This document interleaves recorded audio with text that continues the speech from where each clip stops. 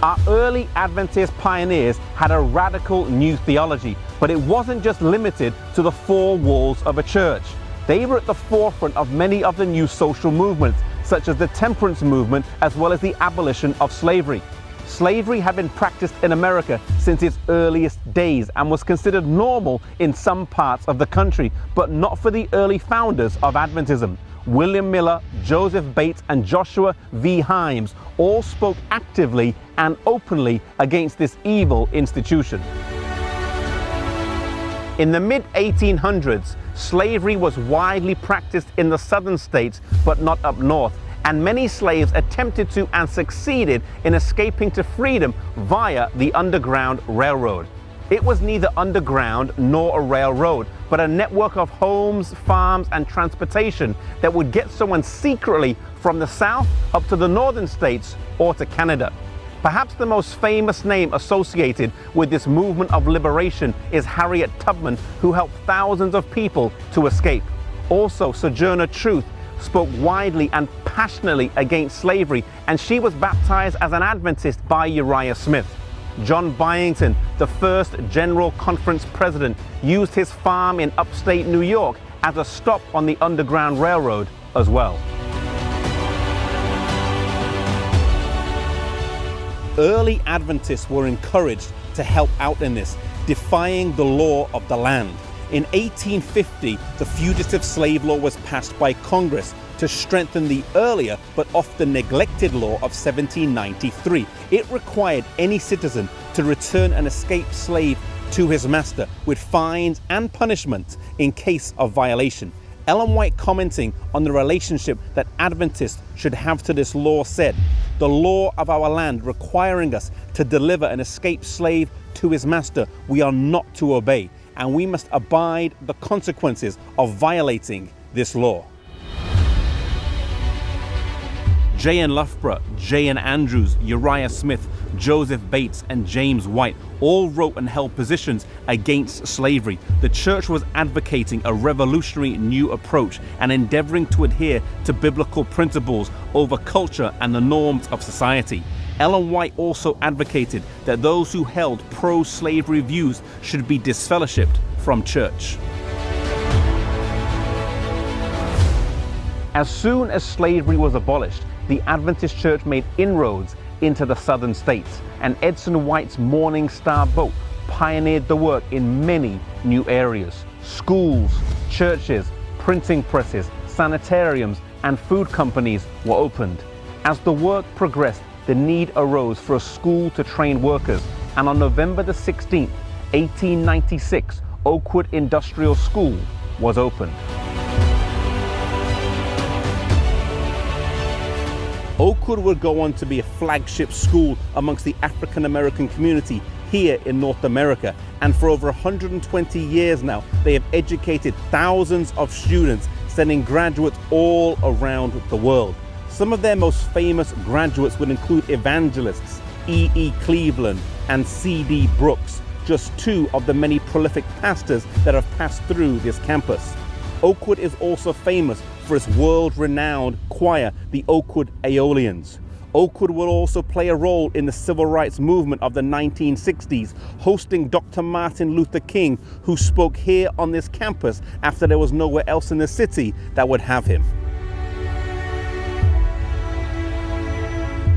As a church, we once held positions on matters of equality and justice that was ahead of general society rather than behind it. In some ways, we have lost this radical edge, finding comfort in the accepted norms of practice Christianity rather than seeking clear biblical practice in all that we do. This radical and revolutionary edge that we once had needs to be reclaimed, and as a church, we ought to be at the forefront of social change, demonstrating the gospel in our communities as we seek to relieve the suffering of humanity. Greetings, my dear brothers and sisters at the Heights SDA Adventist Church. As always, happy Sabbath. Welcome to our church. May the Lord bless you as you come seeking to have an encounter with the Creator God. Today, I want to invite you, as always, to keep safety in mind, not only with your belongings, but also to keep this place in order so that we can worship our God. We continue reminding all of you of religious liberty. We're collecting these special offerings. We're going to be doing these all the way to March 29. So February and March are the months in which we emphasize these ministry in our church. We do have a religious liberty ministry that is very powerful, that works in allowing those who are in need of religious liberty to be represented even if necessary. And so we encourage you to please donate and support this ministry. At 3 o'clock today in the fellowship hall, we will continue with our Bible marking class. Brother Dan, he has been very instrumental. A lot of different things have been covered and a lot of growth has taken place through these Bible studies. You do not want to miss it. Please join us at 3 o'clock in the fellowship hall for another Bible study today. Tomorrow we're going to have a family banquet. You do not want to miss it. We are asking you to please register. Today is the last opportunity to register. We're asking those who are coming as singles to help us out with a $5 offering, and those who are families with a $10 offering. We want to come together. We want to rejoice together. We're going to be having a wonderful time together and a great meal tomorrow. So everybody's welcome to come. Please make time to be there tomorrow, 5 p.m. Let us also prepare for this week. We will have a couple very important events. This one especially, this prayer meeting is not the regular prayer meeting on Wednesday. This one takes place on Monday. We are studying the science of prayer. Did you know that there is a science to prayer? Did you know that God has revealed to us in His Word a way by which we can pray through the promises of the Bible? And it's a very powerful message that you need to hear. You're still in time to come. Please join us February the 17th here at the fellowship hall. There is also a Zoom link available. If you want more information, you can look at your bulletin. You can find the Zoom information there. Prayer meeting on Wednesday. We'll be having some wonderful discussions. This book is a very powerful book. The last chapters of the Ministry of Healing have been focusing on family, and now we have entered into the knowledge of God. That was the last one we had.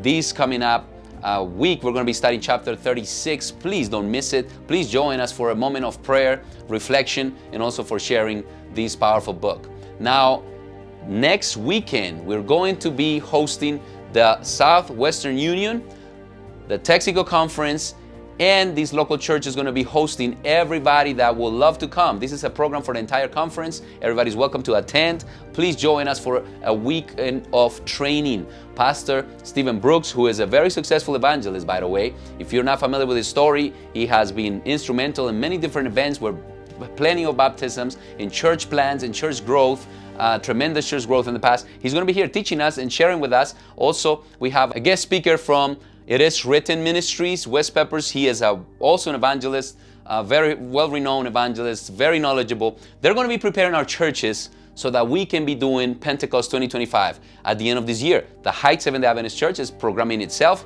to do evangelism in the month of September. And so we want everybody, all the members here, you need to participate. You need to take this training. The training is going to begin on Friday evening at 6 p.m.